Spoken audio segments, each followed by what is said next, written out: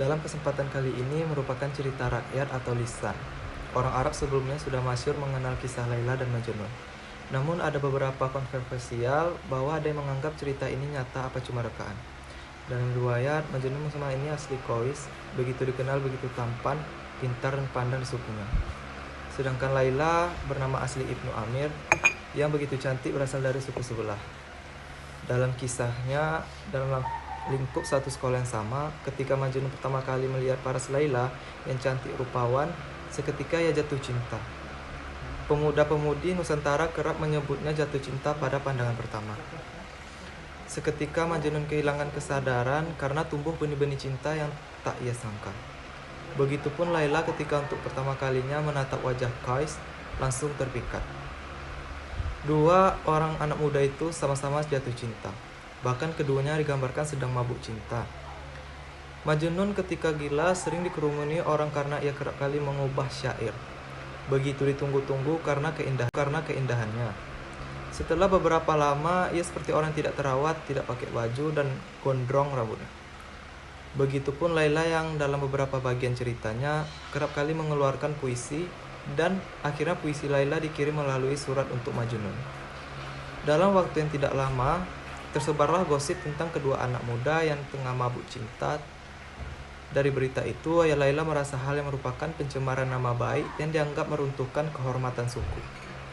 Maka supaya tidak menjadi bahan omongan terus-menerus, kemudian Laila tidak diperbolehkan sekolah kembali.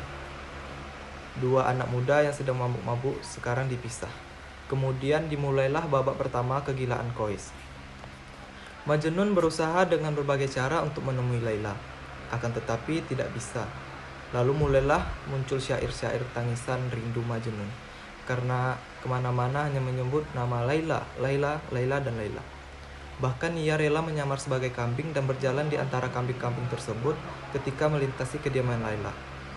Dalam riwayat lain, Majnun rela menyamar sebagai pengemis dan dihina di desa Laila, menyamar sebagai pembantu perempuan yang tak lain supaya kembali bisa menatap kekasihnya. Singkat cerita, karena Laila juga sangat merindukan Majnun, ia pun kerap kali merenung dan mengharap kembali kedatangan Majnun. Ia kerap setiap menyeru nama Majnun di jara kamarnya.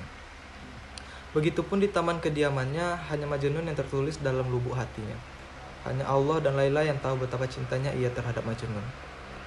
Namun, apalah daya sang ayah tidak tega melihat dan ia pun dinikahi dengan Ibnu Salam, yang merupakan seorang bangsawan. Lantas Laila pun menolaknya.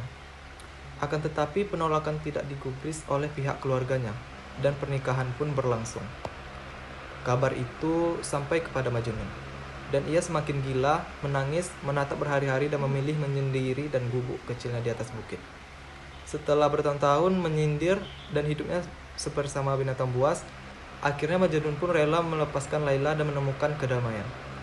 Sejak pernikahannya dengan Ibnu Salam, Laila sama sekali belum pernah berhubungan suami istri dengannya. Ia masih tetap mengharap kehadiran Majnun di sisinya. Selang beberapa lama, Ibnu Salam pun dikabarkan meninggal di waktu musim panas. Laila pun tersisa tangis terseduh-seduh, bukan karena menangisi kepergian Ibnu Salam, akan tetapi ia menangis kerinduan akan mencintainya.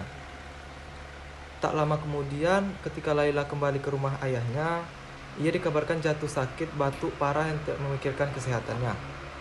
Ia hanya memikirkan Majnun setiap saat. Bahkan ketika maut menjemputnya pun ia memikirkan Majnun. Pada akhirnya ketika gelapnya malam, Laila seperti biasa menatap pintu yang ia pun menembuskan nafas terakhirnya dan mengaum Majnun, Majnun, Majnun, dan Majnun. Kematian gadis si cantik jelita tersebut tersebar ke seluruh penjuru negeri dan sampai pula kepada Majnun. Ia pun seketika pingsan di padang gurun.